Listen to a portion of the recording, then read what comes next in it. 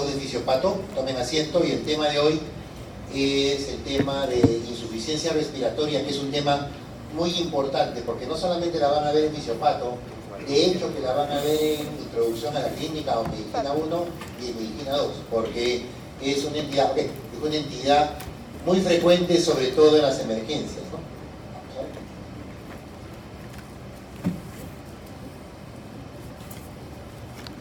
Bien, entonces vamos con la segunda clase, insuficiencia respiratoria, clase de fisiopatología. Bien, ¿qué es insuficiencia respiratoria, chicos? Viene a ser un estado grave, donde hay una incapacidad del aparato respiratorio para hacer intercambio gaseoso, ya sea para oxigenar la sangre o para eliminar el exceso de CO2 de esta. La insuficiencia respiratoria la encontramos típicamente en los pacientes muy graves, los que acuden a emergencia, los que están en la UCI. Por ejemplo, yo vengo al hospital y he hecho evaluaciones en emergencia hoy día, y de las que he visto, de 4 que he visto, 3 son insuficiencia respiratoria, ya sea por neumonía, ya sea por traumatismo torácico, ya sea por shock séptico, qué sé yo, tiene múltiples causas. Ahora, la insuficiencia respiratoria tiene diversas clasificaciones, pero la que más utilizamos en la práctica es esta, la clasificación fisiopatológica, la cual me dice que hay 2 tipos, la insuficiencia respiratoria hipoxémica y la hipercápnica. Para eso les voy a dar un ejemplo, ¿ya? Imaginemos, van por la calle con su celular y lastimosamente ahora hay mucho parásito en la calle, mucho delincuente que manejan armas. Entonces ustedes intentan evitar el robo, se ponen a pelear, cosa que no deben hacer, y estos miserables agarran y disparan. Te cae la bala en el pecho. Antes de este suceso, tu oxigenación en sangre era normal, tu presión parcial de oxígeno arterial era 96 milímetros de mercurio, que es lo normal. Tu saturación estaba en 98%, pero después del impacto de bala en el pecho de la persona, va a haber desgarro pulmonar, colapso, sangrado interno, y todo eso va a desencadenar que tu oxigenación caiga, que tu presión parcial de oxígeno caiga a menos de 60 milímetros de mercurio. Si hacemos la saturación o pulsoximetría de un paciente con una presión parcial de 60, recuerden la curva de disociación de la hemoglobina, le corresponde una saturación de 90. Así que toda saturación de 90 para abajo equivale a una presión arterial de oxígeno arterial menor de 60 o 60 para abajo. A eso se le llama insuficiencia respiratoria. El paciente llega a la emergencia disneico, taquipneico, con mucho dolor, tú evalúas, está bajo el oxígeno. ¿Qué pasa con el CO2? Como está respirando rápido, comienza a eliminar más cantidad de CO2 y al final tendremos este fenómeno, un paciente con una presión de oxígeno de 60 para abajo, con una presión arterial de CO2 normal o disminuida. Esto es insuficiencia respiratoria tipo 1 parcial hipoxémica, y lógicamente es aguda. ¿Por qué se le dice aguda?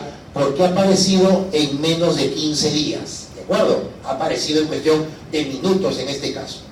Bien, imaginemos que este paciente tiene la mala suerte de ser llevado por una ambulancia a un hospital que está a 4 kilómetros, y conociendo el tráfico de Lima y conociendo la calidad de choferes que tenemos en Lima, es probable que nos demoremos un buen tiempo.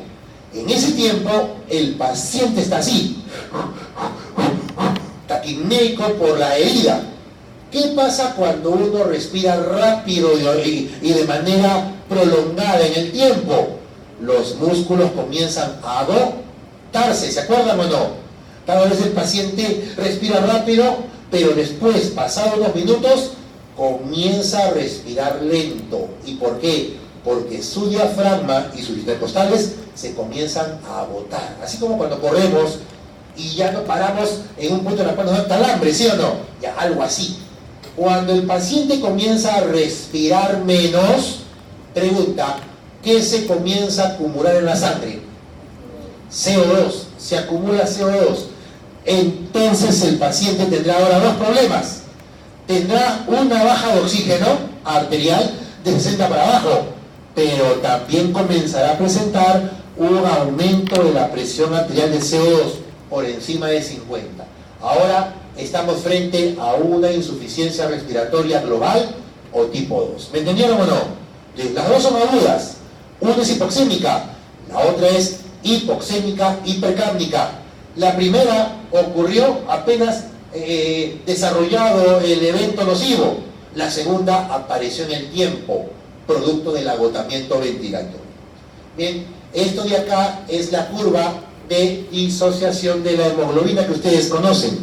Aquí está la saturación de oxígeno en este eje vertical y en el eje horizontal la presión parcial de oxígeno. No se olviden que para una presión parcial de oxígeno de 60 le corresponde una saturación de 90.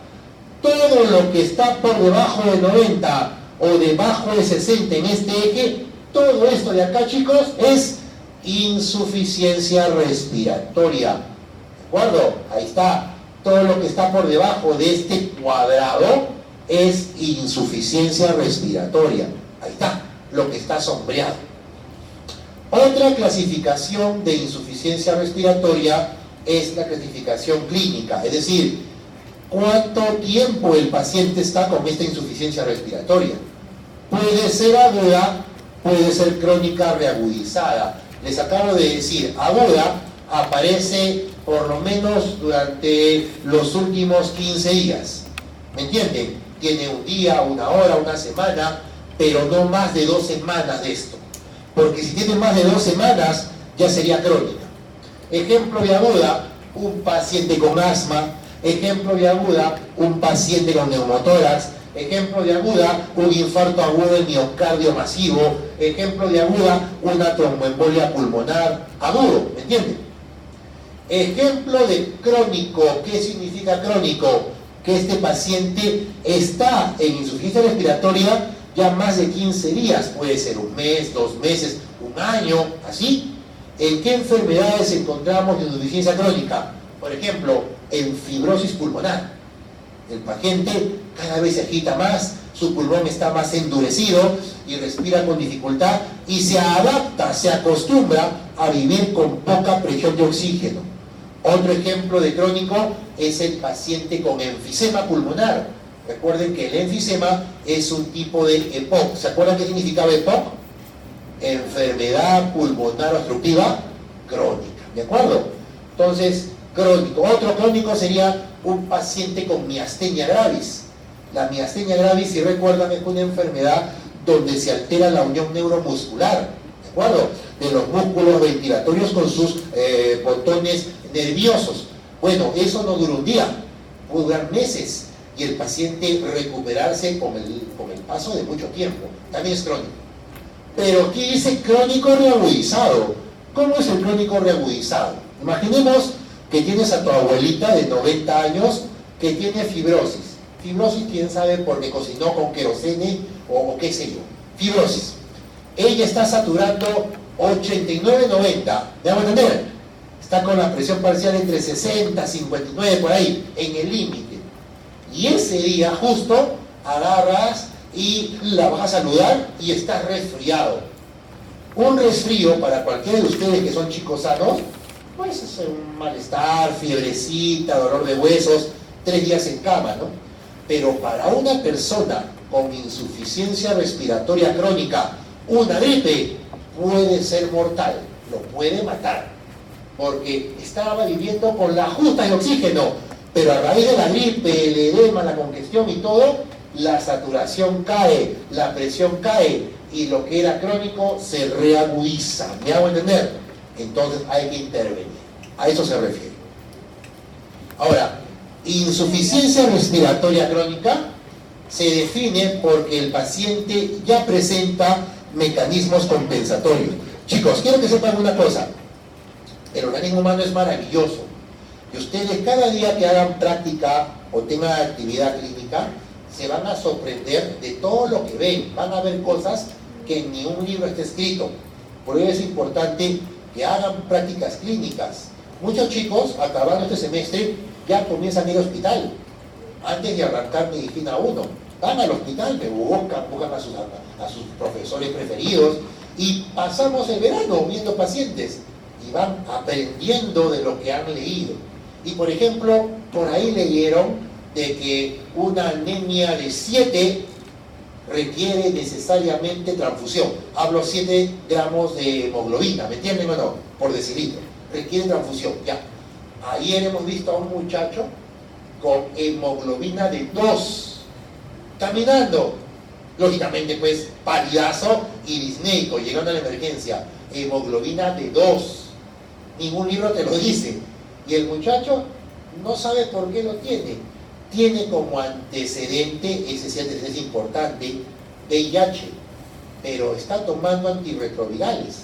El chico es estudiante de arquitectura en una universidad particular, mala suerte, se contagió de VIH, está tomando su targa, pero con el targa debería estar normal, pero está con 2 de hemoglobina.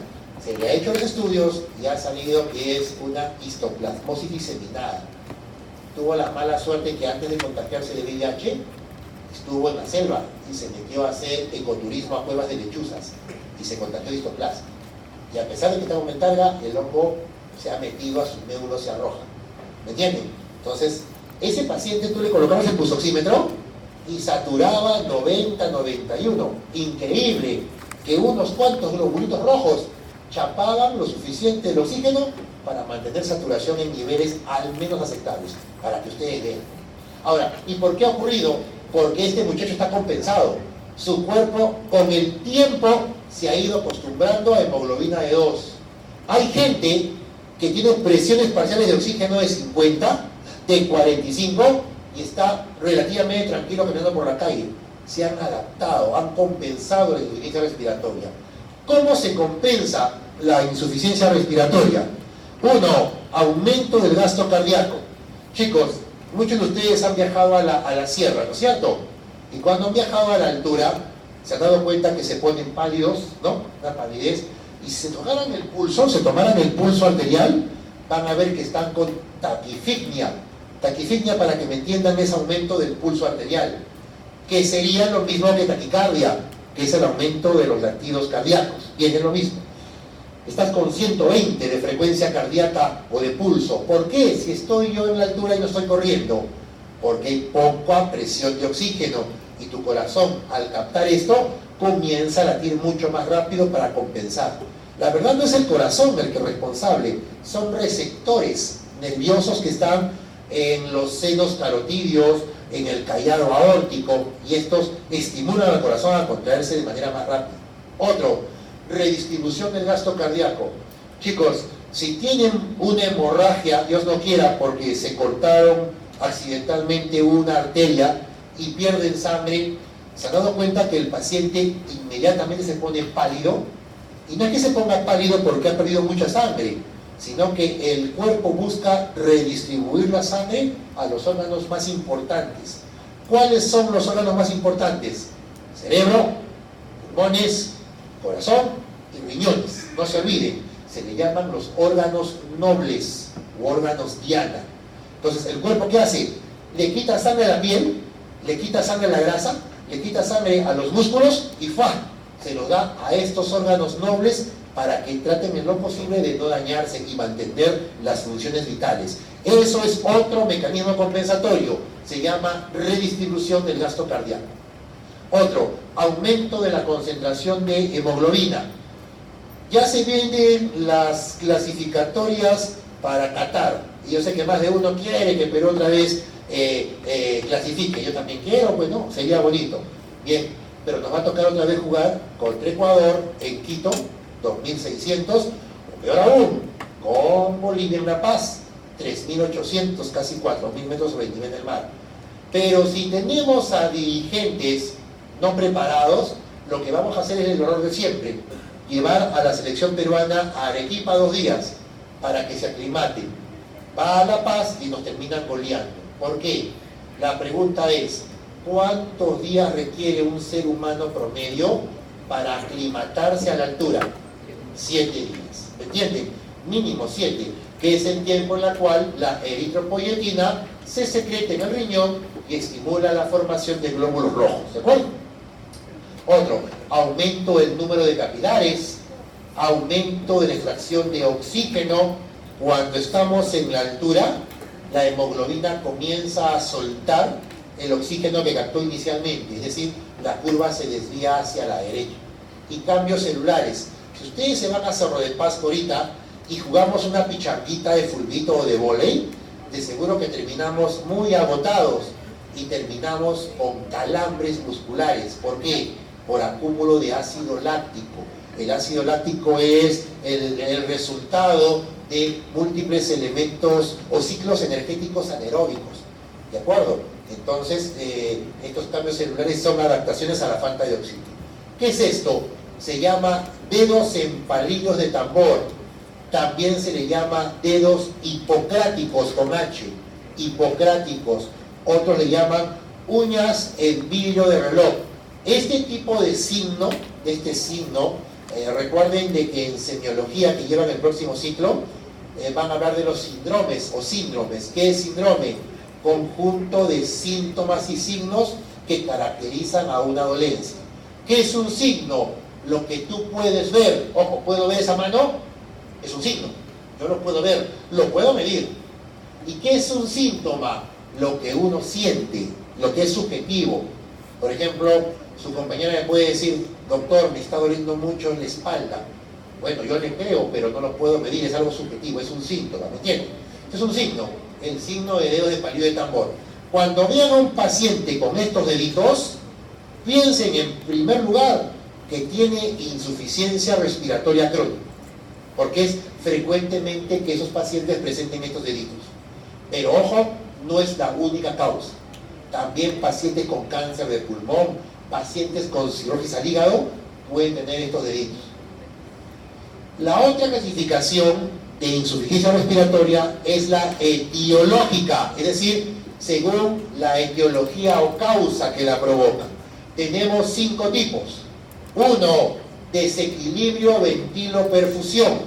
Recuerden fisio, V es ventilación, Q es perfusión. Si alguna enfermedad afecta este índice y genera una caída de la cantidad de oxígeno en sangre, estaríamos en una insuficiencia tipo 1. Ejemplo, ¿qué enfermedades alteran el V? El asma, la bronquitis crónica, una atelectasia, un edema pulmonar, va a tapar los alvéolos y por lo tanto se afecta la ventilación. ¿O qué enfermedades alteran la perfusión? La típica, la embolia pulmonar, el tromboembolismo, un coágulo que llega a los pulmones y tapa las arterias, ¿sí o no? Altera el Q. Así que en el tipo 1 está la gran mayoría de enfermedades, ya sea pulmonares o enfermedades vasculares. Tipo 2, disminución de la ventilación alveolar. Acabo el ciclo y lastimosamente jalé un curso. Y ustedes saben que no pueden pasar a clínicas si no aprueban todos los créditos anteriores. Eso es condición exigida. Tienes que estar aprobado en todo para que puedas entrar a un hospital a hacer tu clínica, ¿ya? Pero piña, jalate fisiopato. Pucha madre, tienes que bajar de base. Vas a estar con los chicos de la base más nueva. Tus amigos van a estar con su mantil blanco ahí en el hospital y tú aquí sentado escuchando fisiopato otra vez. No aguantas más, te deprimes y tomas 10 diazepam con Inca Kola para acabar tu penosa existencia. Pregunta, ¿te vas a morir? La respuesta es que no. Te vas a deprimir, es decir, vas a dormir todo el día y tu ventilación, que era 18 respiraciones por minuto, ahora baja a 8 respiraciones por minuto. ¿Qué significa? Respiras más lento y más despacio. ¿Y qué se acumula en tu sangre? CO2. Así que en la tipo 2, por disminución de la ventilación o también llamada hipoventilación, no solamente hay hipoxemia, hay hipercapnia. ¿De acuerdo? Hipercapnia. Esto ocurre por ejemplo, exceso de somníferos, hipnóticos, drogas, ¿de acuerdo? También lo sufren mucho los gordos, pero no hablo de los gordos como yo, hablo de los obesos mórbidos. ellos también tienden a respirar muy bajito en frecuencia en las noches. Tipo 1 y 2. Imagínense una persona que se le ha pasado la mano bebiendo alcohol, se ha deprimido y se vomita, y al vomitarse se aspira y el vómito se va al pulmón. Tendríamos dos causas de insuficiencia respiratoria.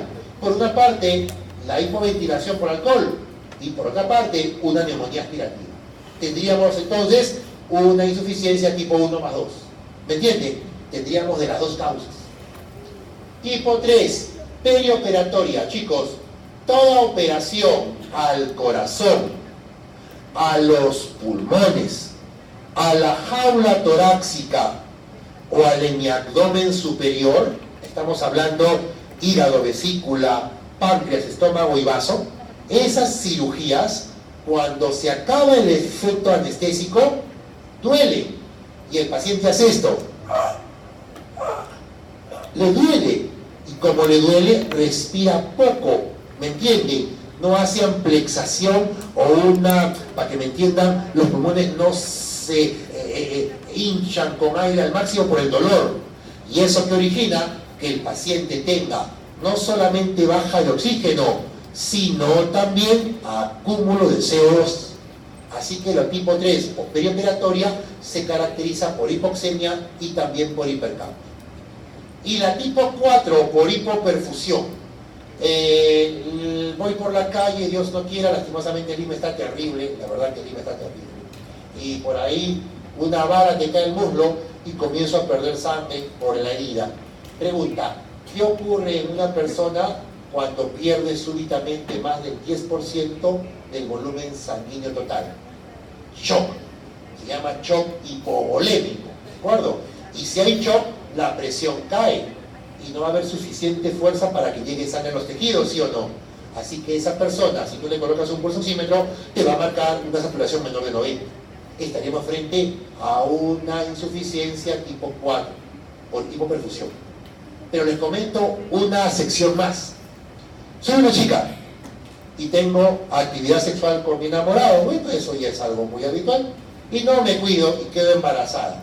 No quiero tener al bebé. Digo, pucha, mi bebé, y recién estoy en fisiopato, ¿no? Pues, ¿qué hago? ¿Qué hago? ¿Qué hago? Vas caminando por la calle, por la avenida Grau, y ves ahí unos carteles malignos que dice atraso menstrual, con un celular ahí, y lo llamas porque se te ha atrasado la regla. Llama y lo que te van a dar son unas pastillitas que no se toman, sino que debes colocártelos en la vagina. Estas sustancias lo que hacen es contraer al útero para que se elimine el saqueo coreamniótico. ¿Cuál es el problema? El problema es que este aborto inducido no es completo. Lo que hace es que sale parte de las membranas y quedan rezagos en el fondo del útero, y eso sangra y se infecta. Entonces la pobre chica va a estar sangrando y piensa que es normal, pero la sangre continúa. Y su hemoglobina era 15, con el paso de los días baja a 12, baja a 9, baja a 7. Si la hemoglobina de esa muchacha baja a menos de 4 gramos por decilitro en menos de 15 días, entonces estamos hablando de que la jovencita va a desarrollar insuficiencia respiratoria por hipoperfusión. ¿Me entienden o no? Entonces, una anemia aguda severa con hemoglobina de menos de 4, es probable que esa persona tenga también insuficiencia respiratoria por hipoperfusión. Aquí el problema no es el oxígeno, el problema es que no hay quien lo conduzca. No hay hemoglobina, pero no hay glóbulos rojos. Todo está que se pierde. Esto de acá es un pulmón destruido, el pulmón del lado izquierdo completamente destruido. Mientras que el otro pulmón es un pulmón que está aparentemente conservado. Este paciente no va a manejar pues presiones de oxígeno como ustedes, que tienen los dos completamente sanos sus pulmoncitos.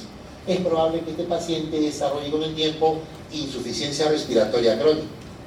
Los pacientes como estos, que seguro los han visto, los roncadores, los que tienen ronquidos, y no solamente ronquidos, aquellos que dejan de respirar mientras duermen. Hay pacientes que están durmiendo y hacen algo así, ¿ya?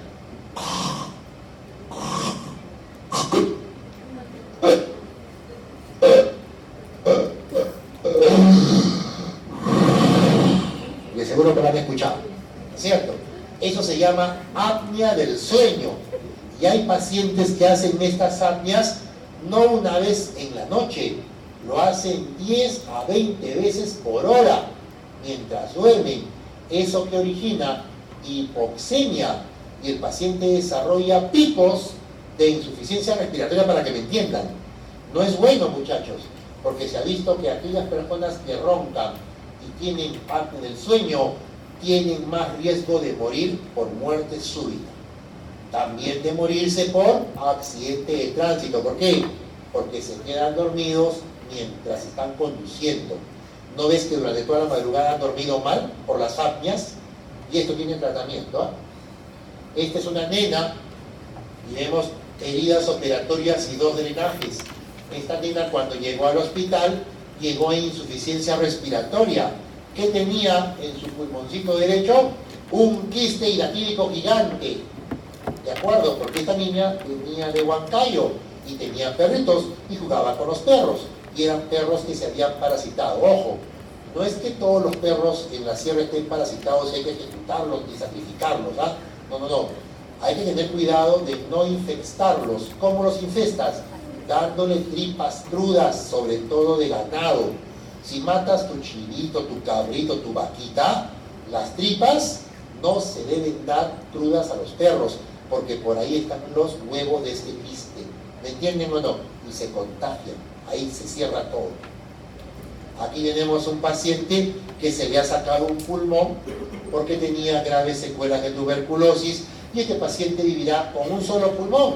Probablemente tenga insuficiencia respiratoria, o puede hacer que el pulmón que le queda aumente de tamaño e intente compensar la falta del pulmón que fue sustituido. Ahí está, miren, chao pulmón.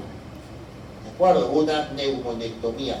Hay gente que vive con un solo pulmón y no tiene insuficiencia respiratoria. ¿Por qué?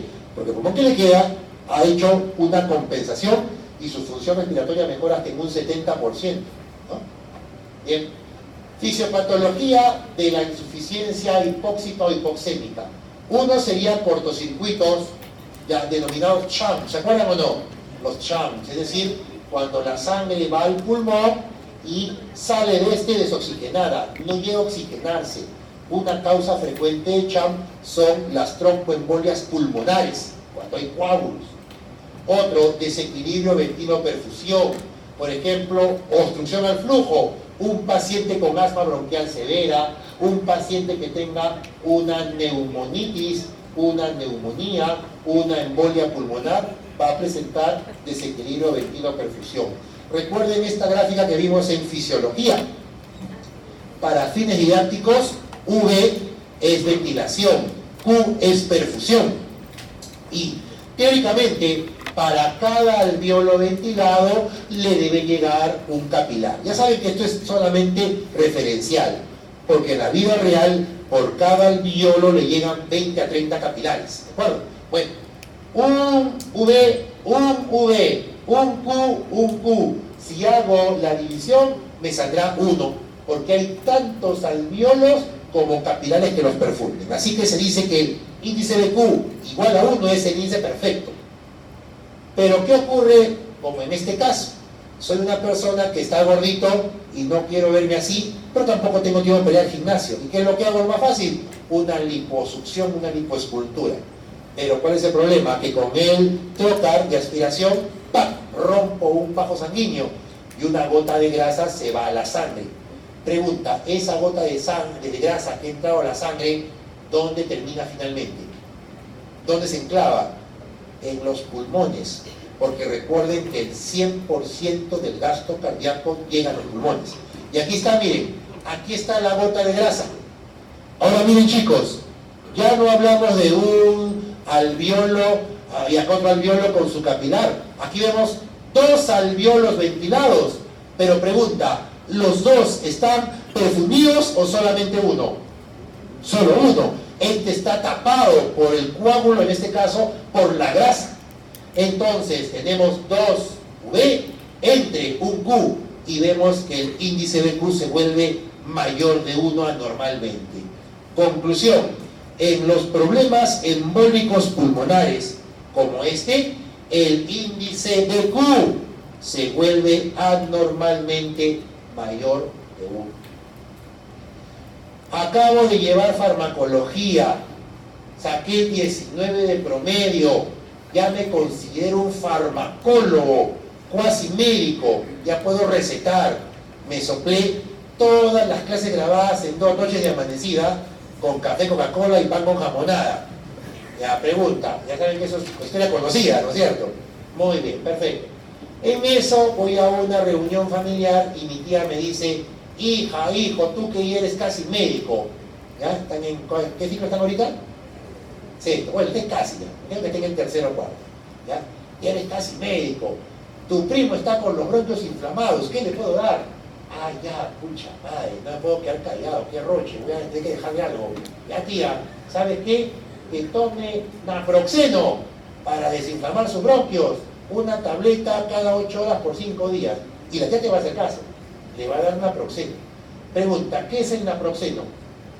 Es un AINE, ¿de acuerdo? Y los AINES van a ser desinflamantes que solo bloquean la ciclooxigenasa, pero que te dejan libre la vía de la lipoxigenasa, y esa forma leucotrienos.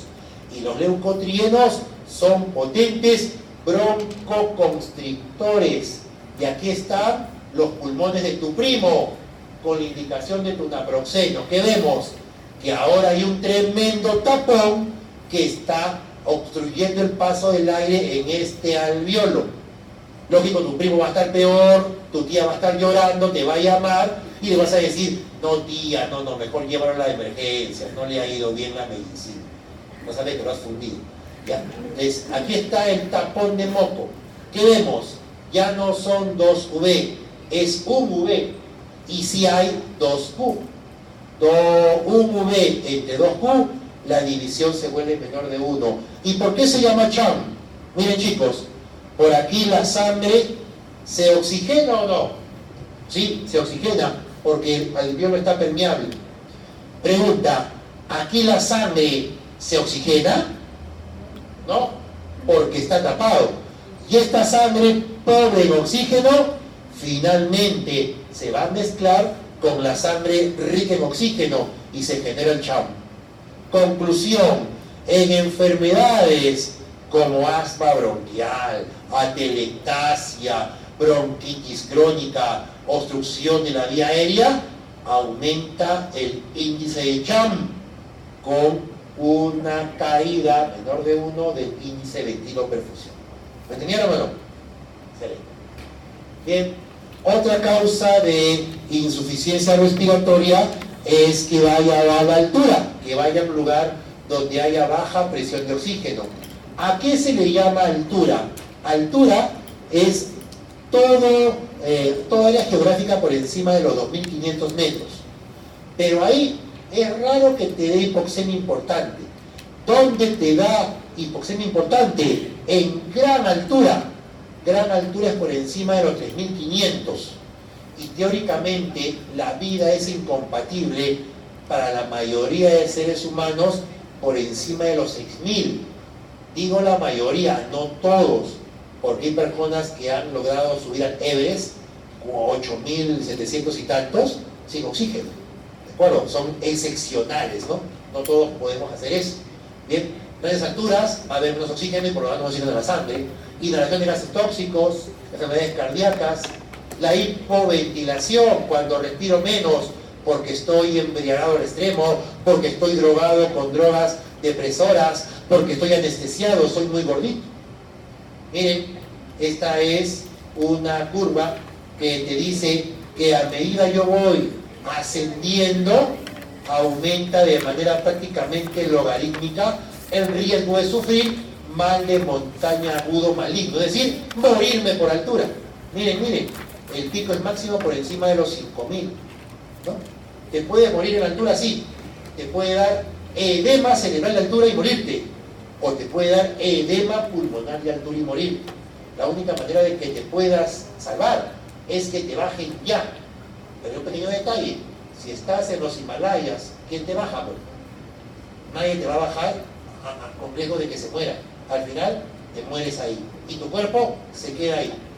Entren a YouTube, entren a internet y puedan ir los cuerpos en el Himalaya. Y es el cementerio abierto más grande del mundo. Hay más de 200 cadáveres de un montón de alpinistas, o en este caso, ¿no?, de los últimos 100 años.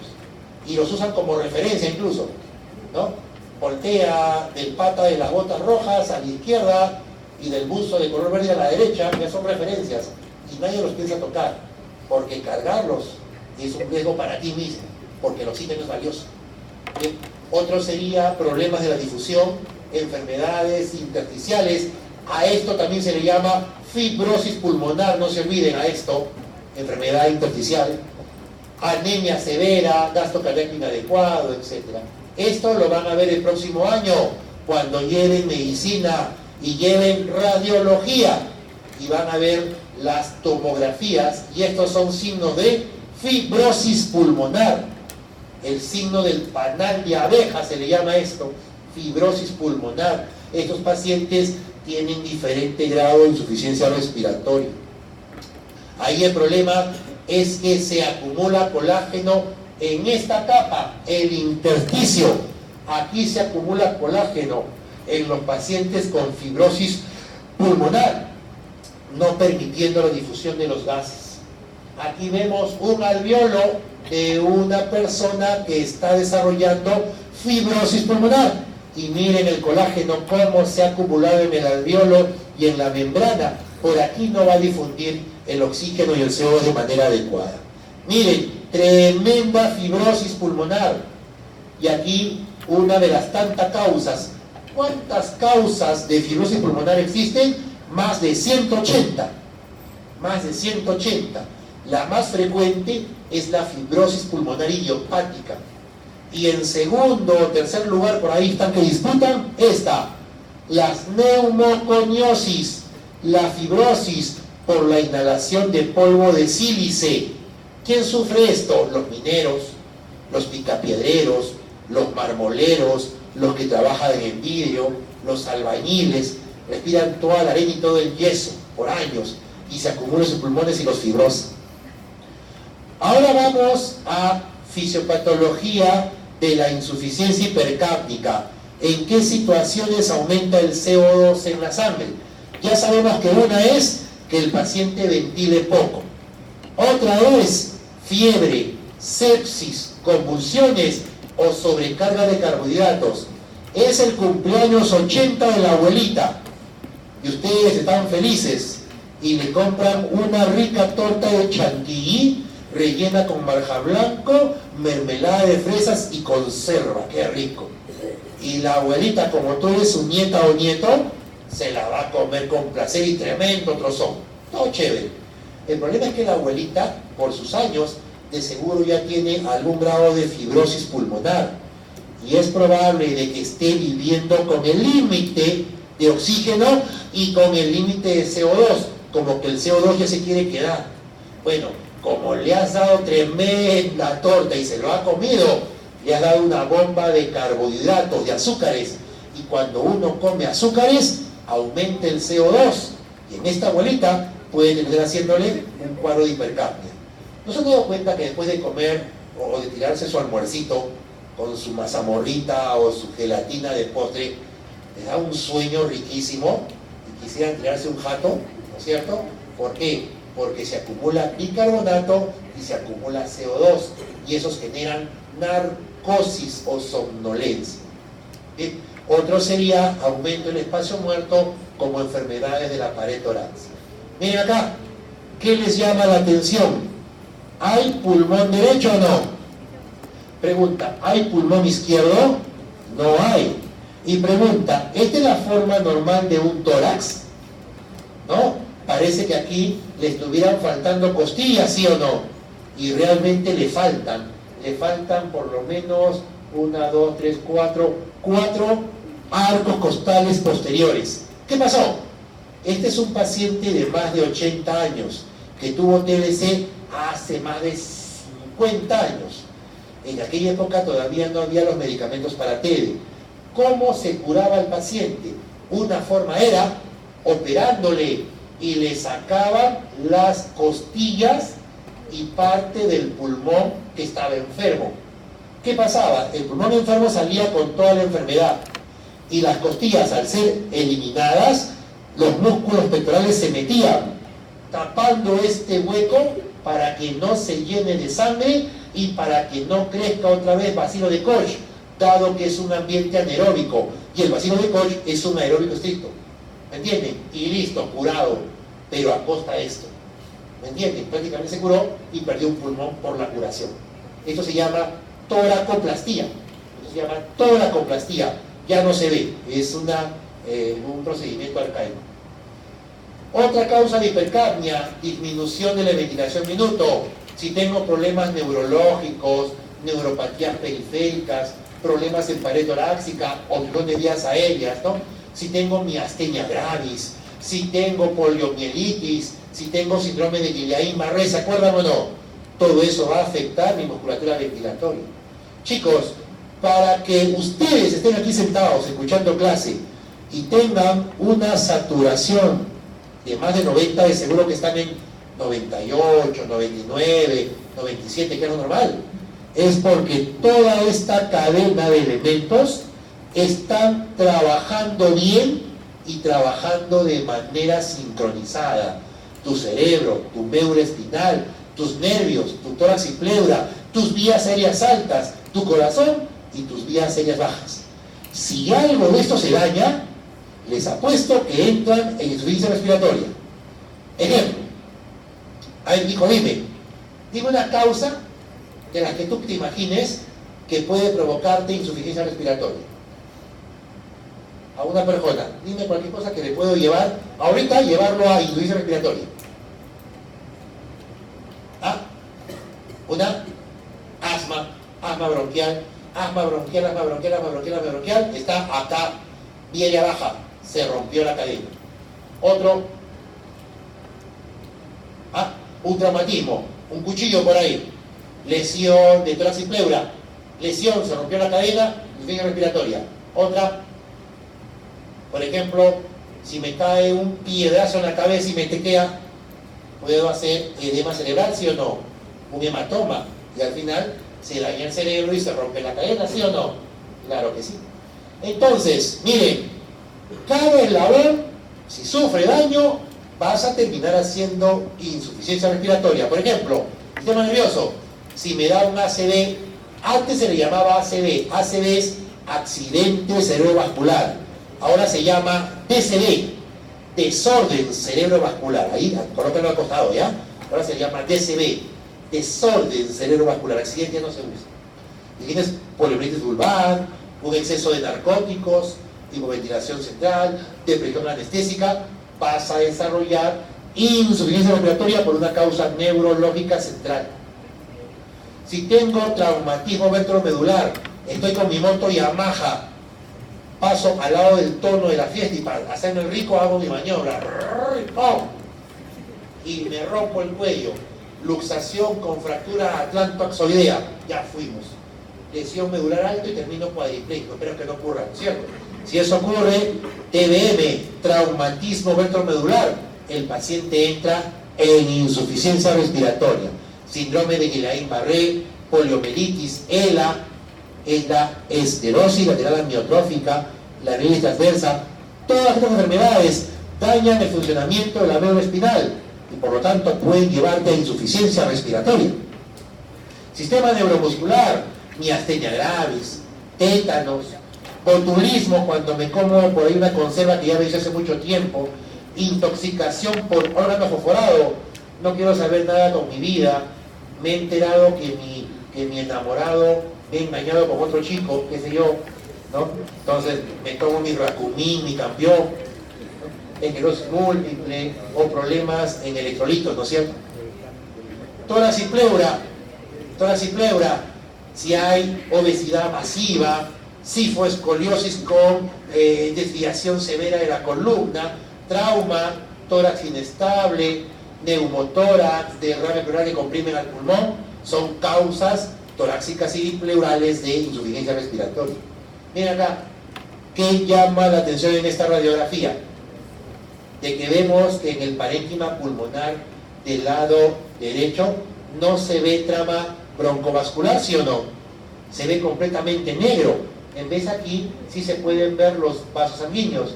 Chicos, estos que están de blanco no son bronquios, son vasos sanguíneos. Pero acá no se ve nada, está negro. Y aquí se ve un muñón, ¿lo ven o no? Un muñón. Y aquí se ve un nivel de líquido. Esto es un hidroneumotórax, aire que se ha metido en el espacio pleural y ha colapsado el pulmón. Esto puede ocasionar insuficiencia respiratoria.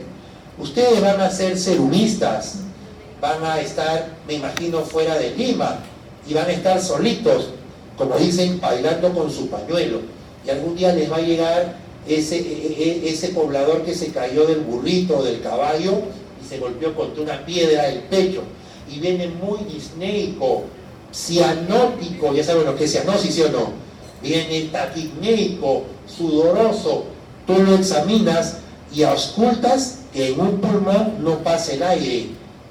Percutes y suena como que estuvieras tocando una especie de caja de música criolla, timpánico. Eso es diagnóstico de neumotórax. Y el paciente se va a morir si no haces nada. ¿Qué haces? Agarras tu guante, un montón de alcohol con algodón o gasa y limpias el segundo espacio intercostal, línea medio clavicular, donde está tocando el colega. Y ahí le metes una aguja gruesa y van a ver cómo se escucha así como y el paciente te va a agradecer porque le ha salvado la vida. ¿Qué ha pasado? Que el paciente tenía un neumotórax así como esto, pero hipertensivo, que estaba empujando el corazón y chancando, apretando el otro pulmón. Como has metido la aguja, has transformado ese neumotórax hipertensivo en un neumotórax normotensivo y todo vuelve a su sitio y el paciente vuelve a respirar otra vez. Ahí no queda todo. Definitivamente tienes que evacuarlo a un hospital para que le coloquen un tubo, pero le ha salvado la vida. ¿Me entienden? Es como la maniobra de Heimlich, que tienen que hacerlo ustedes, pues. ¿No es cierto? También tienen que hacer maniobra de Heimlich. Compromiso de vías aéreas altas, síndrome de apnea del sueño, parálisis de cuerdas vocales, obstrucciones traqueales, epiglotitis. Hace poco leí que un niño murió porque se atragantó con una pelota de jazz, ¿no? Terrible, pero había que ver si es que los padres o quien estuvo con el niño le hizo o no maniobra de Heimlich. No lo hace. Nuestro nivel de educación sanitaria es precaria, mientras que en Europa, por ley, todos tienen que saber RCP y maniobra de Heimlich. Tú cuando viajas en los metros, en los subterráneos de Europa, cada 100 metros hay un desfibrilador externo. La gente sabe utilizar el DEA, donde colocar las paletas y hacerle la resucitación cardíaca después de haber hecho el RCP. En nuestro país, ¿qué hace la gente? Cuando se atora a alguien, palma en la espalda, ¡po, po, po! Le mete el dedazo para que vomite. Otros le echan airecito y otros le jalan los deditos. No nada de maniobra de Heimlich efectiva. Esa criatura de esa maniobra de Heimlich seguro que lo salvaba. Bueno, esto es el CRUB, una laringitis que puede ser tan severa que termina el niño nebulizándose con adrenalina y puede llevar a insuficiencia respiratoria. Problemas cardíacos, edema pulmonar cardiogénico, tromboembolismo, embolismo. Agreguen acá, que no he colocado, agreguen acá, agreguen ahí, infarto agudo del miocardio, y agreguen insuficiencia cardíaca. Infarto agudo del miocardio, agreguen insuficiencia cardíaca. Son causas también de insuficiencia respiratoria de etiología cardiovascular. Miren, por ejemplo, insuficiencia cardíaca izquierda, insuficiencia cardíaca derecha. La izquierda, el paciente muy disnéico y los pulmones se llenan de líquido, lo que le llamaban el asma cardíaca. Y esto es insuficiencia cardíaca derecha, congestiva, hinchazón de pies, ascitis o acúmulo de agua en el abdomen, edemas, derrame pericárdico, derrame pleural. Ambas son causas de insuficiencia respiratoria. ¿Y esto qué cosa es? Vemos aquí sangre en la vía aérea, un paciente con hemoptisis, que ha botado tanta sangre que al final se murió ahogado en su sangre, no por el sangrado, sino ahogado en su sangre, que es la causa más importante de muerte por hemoptisis. Y por último, problemas de vías aéreas bajas y alveolos, aquí está la mayoría, ¿no? Asma, EPOC, distrés, cirrosis pulmonar, neumonías, contusiones, atelectasis. Ese muchacho que le cayó la bala que les comenté que vi en la emergencia, hoy día vi un paciente con emergencia, en la emergencia, tenía suerte porque la bala que le ha caído ha sido en el hemisferio izquierdo, pero lateral, que si le caía en la parte central, es historia, corazón lacerado y chau. Pero el chiquillo está yendo bien, ¿no? Chicos, por aleja, no hagan resistencia jamás, ¿ya? Un celular se ve, se compra, ¿no? No importa que tengas fotos de tu enamorado o tu enamorada, ya yo no sé, pues te volverás famoso, pero eso se recupera, ¿de acuerdo? Pero no se puedan a pelear, a discutir. Hay tanto miserable suelto ahorita que está haciendo mucho daño. ¿Esto qué es? Una tomografía. Y aquí vemos múltiples puntitos blancos. Esto es una tuberculosis miliar. Una tuberculosis miliar, que es una forma grave de tuberculosis, en donde el paciente desarrolla insuficiencia respiratoria. Y esto es un edema pulmonar, acúmulo de fluidos en los pulmones. Edema pulmonar que fue causado por una neumonía. Bueno, niños con asma severa que pueden llegar a desarrollar insuficiencia respiratoria. Ahora, chicos, ustedes, hasta las 3, ¿no? Hasta las 3, ¿no? Van a ser médicos, que es una carrera muy noble, es una carrera hermosa, pero en donde van a conocer lo mejor y lo peor del ser humano. Ténganlo por hecho, van a conocer de todo. Van a oler lo más sublime y lo más terrible. Seamos claros, ¿no? Yo recuerdo cuando era interno que llegó una pacientita que olía espectacular, una colonia que dije, esa es la colonia. Un olor riquísimo, no sé de dónde la habrá comprado, no sé, pero era una pacientita muy guapa ella, siempre con respeto, pero olía, pero soy humano. Ahí quedó. Pero también me ha pasado que llegó un paciente con pie diabético necrosado que olía, pero terrible, ¿no? En fin, ¿a qué va mi comentario? Que algún día van a estar ustedes en emergencia y va a llegar un paciente y les va a decir, oye, atiéndeme pues, deja de chatear, yo te estoy pagando con mis impuestos, no seas vago, atiéndeme. Y tú, oye, ¿qué te pasa, compadre? No. Lo peor que puedes hacer es pelear. Tranquilo, ponte serio, señor, baje usted tono de voz, no me falta respeto, tome asiento, lo voy a atender. Punto. Ahí se van a bajar. Atiende, y vas a ver que al final de la atención, el paciente, al verse bien atendido, te va a pedir disculpas. Pero si te pones a pelear, vas a generarte la ruptura de la relación médico-paciente. ¿Por qué el paciente viene agresivo? Porque seguro viene hipoxémico. Es un asmático, está con crisis. Y cuando el cerebro no recibe oxígeno, ocurre agitación, confusión y alteración de la conducta. El ejemplo más típico son las emergencias pediátricas. Algún día van a ser guardias de emergencia de pediatría, cuando lleven pediatría. Y cuando entre, parece un concierto de heavy metal, de black metal. No, los chibolos revientan en llanto, se quieren arrancar la mascarilla, nebulización, escupen, muerden, terribles. Una vez que los nebulizas, les abres el pechito y llega oxígeno al cerebro, el niño cambia y es un angelito, un pan de Dios. Te da besito. Chau, doctora, pechito.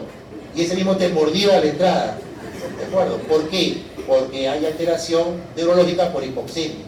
Si tu paciente presenta convulsiones, eso sí es grave. O si está en parada respiratoria, eso es grave.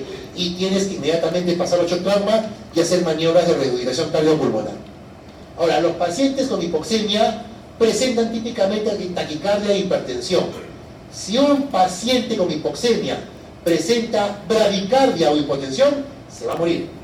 Así que tienes que inmediatamente pasarlo al shock trauma y tienen que resucitarlo, ya sea de manera médica, avanzada, qué sé yo. Arritmias, vasodilatación coronaria, disnea, cianosis. Ya sabemos que disnea es dificultad respiratoria, ya lo hemos visto en la clase pasada, y cianosis por hora azul, violáceo de piel y mucosa, ¿no? Hipercapnia. Miren, chicos, el hipoxémico es renegón, pálido y de sudor frío. No se olviden, renegón, ya, irritable, pálido y de sudor frío. El hipoxémico. El hipercápnico es rubicundo, de color rojo encendido, sudor caliente y habla incoherencias, no es agresivo, habla incoherencias. Oye, Juan, apágate en la olla que se van a quemar los camotes, y está en la emergencia del hospital. Estén otras.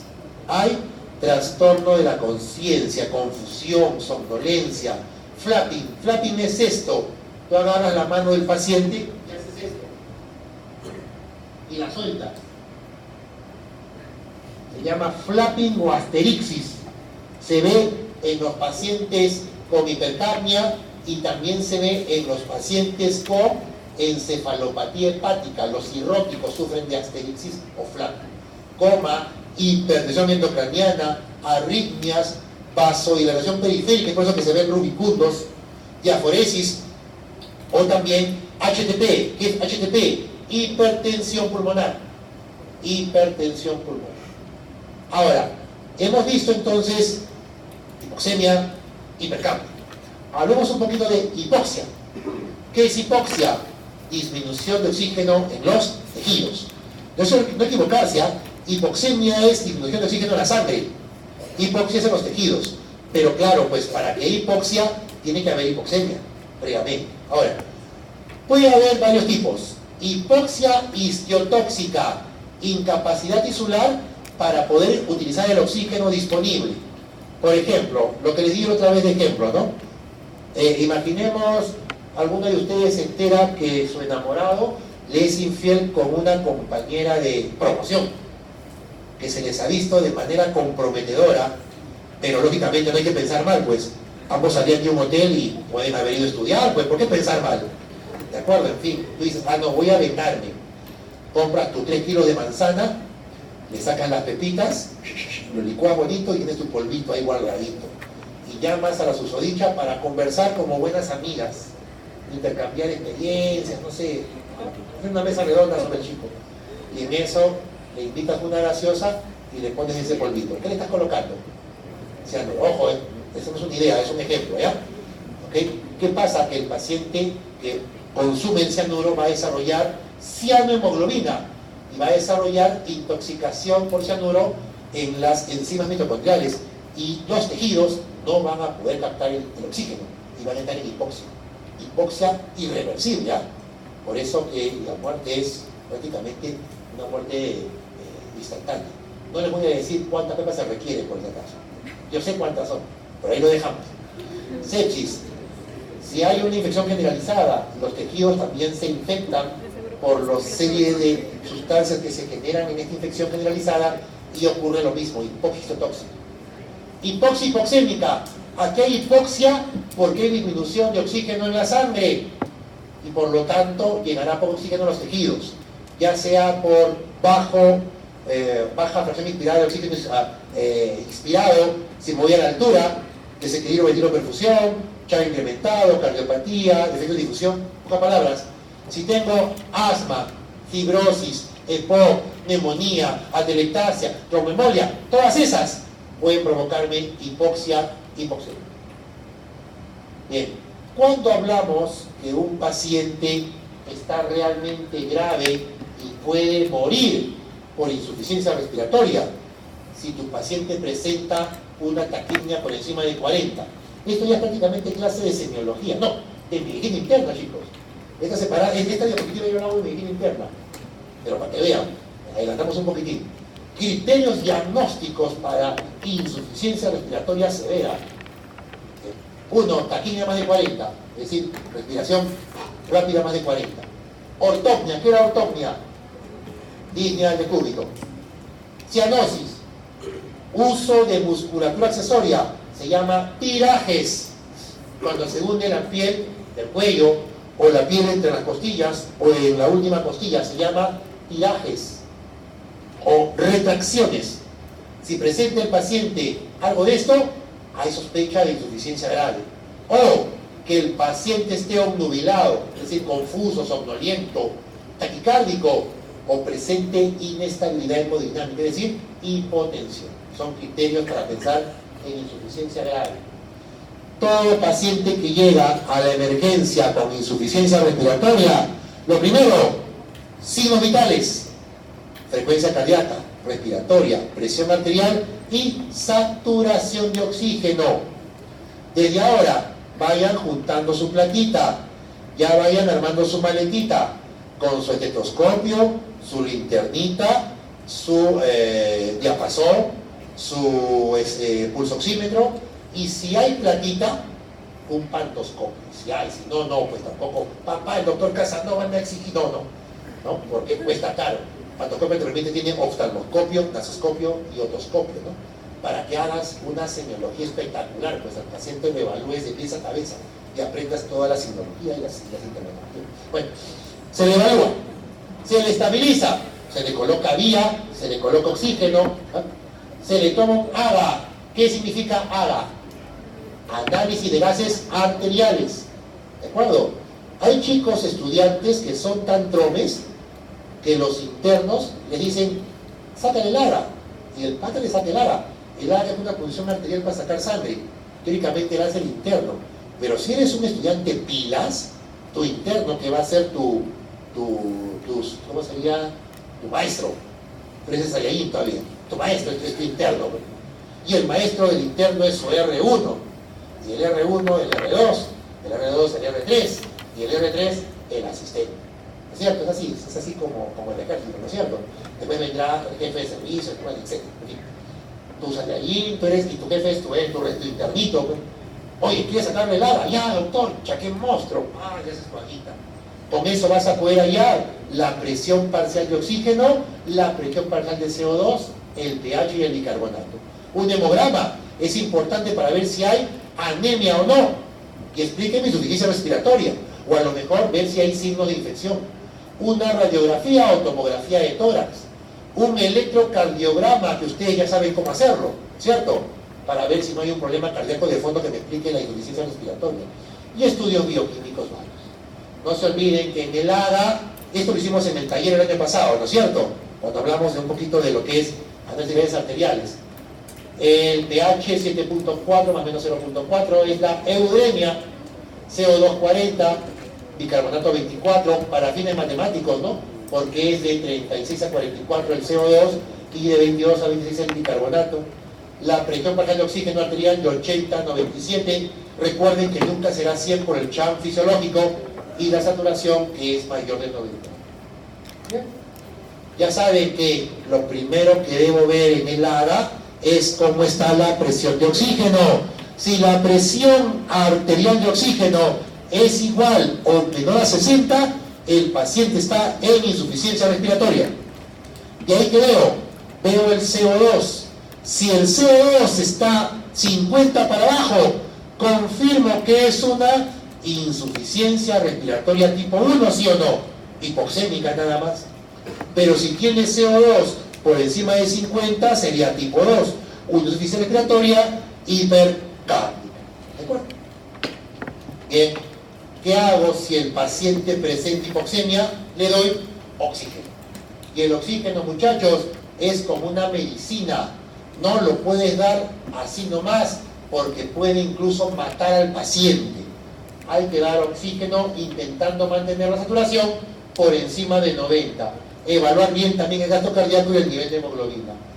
¿Cómo damos oxígeno a un paciente?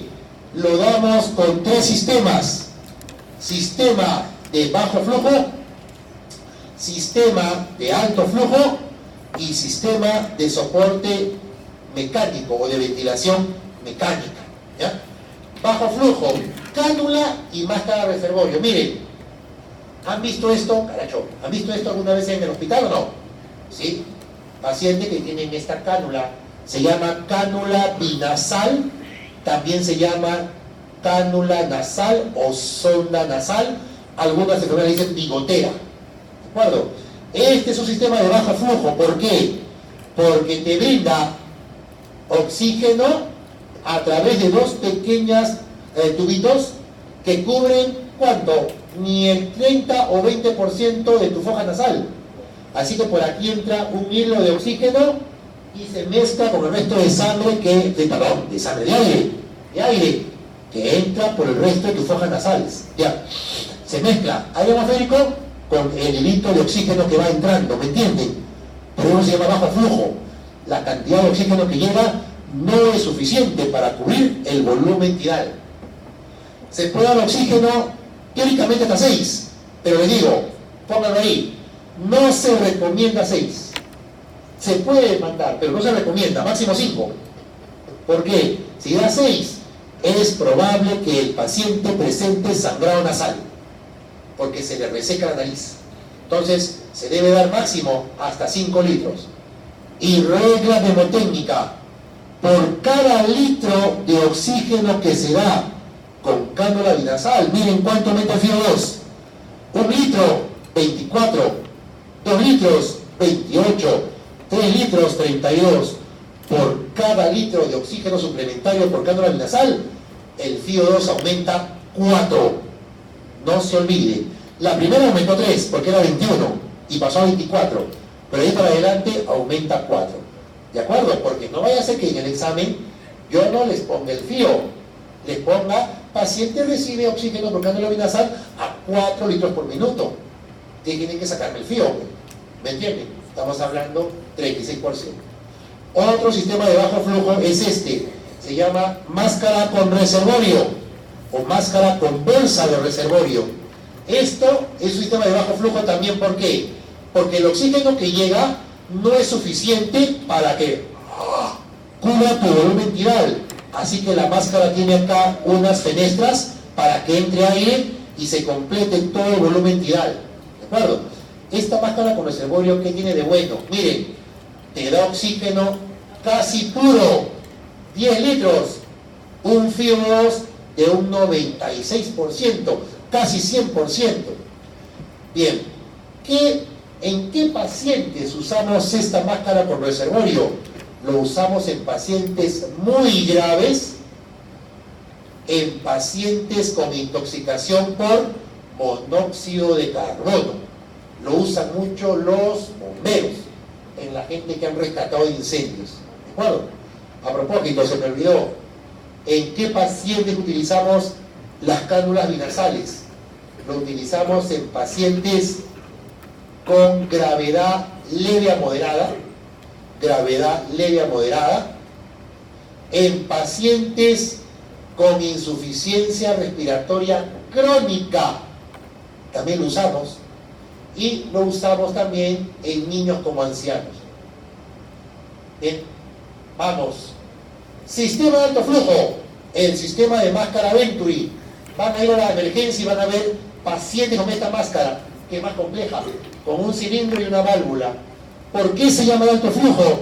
Porque aquí el aire, si viene en tal fuerza y volumen que el paciente completa su volumen tidal. ¿Me entienden? No requiere que se mezcle con aire ambiental. Miren, se usa hasta 12 litros por minuto de oxígeno y te da hasta un 50% de FiO. ¿En qué pacientes se usa esto? En pacientes con gravedad moderada a severa. Es decir, parecido también al reservorio, moderada a severa. Bien. Pero ¿qué pasa si el paciente ya se cansó de respirar? Ya no jala, su pobre diafragma y los receptores han fracasado. ¿Qué hago? Tendría que colocarle ventilación mecánica. Hay dos tipos, no invasiva y la invasiva. Miren, no invasiva. ¿Qué significa no invasiva? Que no le van a meter un tubo por la garganta al paciente, sino que le van a colocar una máscara nariz, naso oral o una máscara facial que le empuje el aire. Prácticamente aquí le está empujando el aire a la máquina y está respirando por él. Es para que me entiendan, como que yo tuviera a mi costado una persona que me está dando respiración boca a boca constantemente, para que yo respire y de esa manera le dé reposo y descanso a mis músculos ventilatorios. ¿Me entienden o no? Se llama ventilación no invasiva. Y no solamente se usa para pacientes con insuficiencia respiratoria, se usa para el manejo de hipercapnia severa, y se usa para los pacientes con síndrome de apnea del sueño, y se usa para pacientes con síndrome de apnea del sueño. Si tu paciente está en apnea, ya no respira, y tu paciente está con hipoxemia grave, hipercapnia severa y progresiva, está en coma y con fatiga muscular, ese paciente, caballero, hay que intubarlo. Un tubo por la garganta, por la faringe a la tráquea, o por la nariz a la tráquea, o una traqueostomía, y conectarlo a una máquina de ventilación mecánica invasiva. Intubar no es sencillo, ¿ya? Recuerden, muchachos, que cuando más practiquen, más se van a hacer expertos en algo. Cuando sean internos, ahí van a aprender a intubar. Intuben, díganle a sus residentes: doctor, quiero intubar, ya, intuba.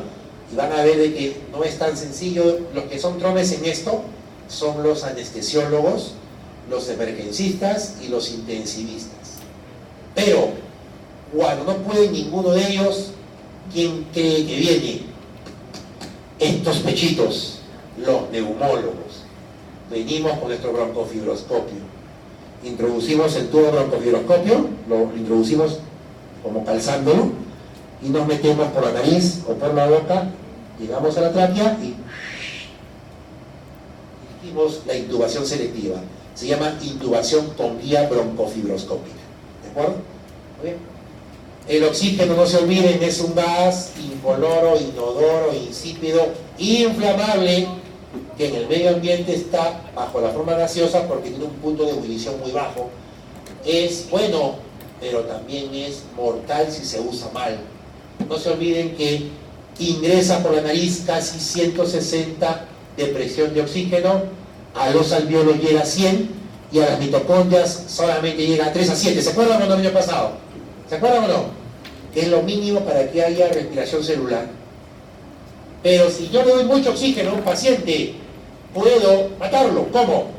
Puedo hacer, si es un prematuro, generar fibroplasia retrolental, es decir, cataratas y ceguera, y lo vuelvo ciego al recién nacido. O puedo provocarle displasia broncopulmonar. El oxígeno destruye los bronquios y lesiona los pulmones de manera irreversible cuando se da en excesiva concentración por mucho tiempo. O puedo provocar fibrosis. No se olviden química, el exceso de oxígeno que genera. ¿Fibránicas o no? ¿Se acuerdan? Hidroxilo, oxidrilo, superóxido. ¿Se acuerdan o no? Muy bien. Y esto fibrosa las membranas celulares pulmonares, la famosa lipoperoxidación por free radicals, por oxígeno. Y por último, chicos, ¿para qué servía el nitrógeno en los alvéolos? Para mantener volumen. Y si yo le meto oxígeno, arrastro nitrógeno y genero atele gases. Perfecto. Listo, ¿se entendió? Muy bien, chicos, quedamos ahí. La clase sería para el día sábado, ¿está bien? ¿No es cierto? La verdad que sería largo, pero yo vengo, ¿ah? Bien, gracias.